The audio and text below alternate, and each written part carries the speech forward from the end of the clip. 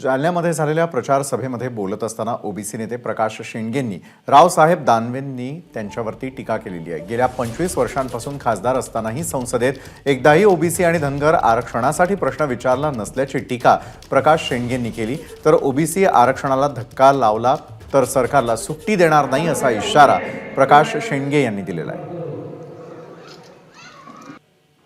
OBC आरक्षणाचे Dhangar आरक्षणाचे या 25 वर्षामध्ये या काढण्याचा विचार प्रश्न की तुम्ही ओबीसीचा प्रश्न किती वेळा मांडला पार्लमेंटमध्ये, तुम्ही धनगरांचा प्रश्न आरक्षण किती वेळा मांडला त्या ठिकाणी, एकदा पण या पक्षाने निवडणुकीबाबत भाजपत चूक झाली ती पण मागं 2-3 ज्यावेळी भाजपमध्ये होतो त्यावेळी ह्याच्या प्रचाराला मी पण आलो होतो, त्यावेळी त्यांनी मला शब्द दिला की आम्ही धनगर आरक्षणाचा प्रश्न आम्ही त्या ठिकाणी पार्लमेंटमध्ये आणू।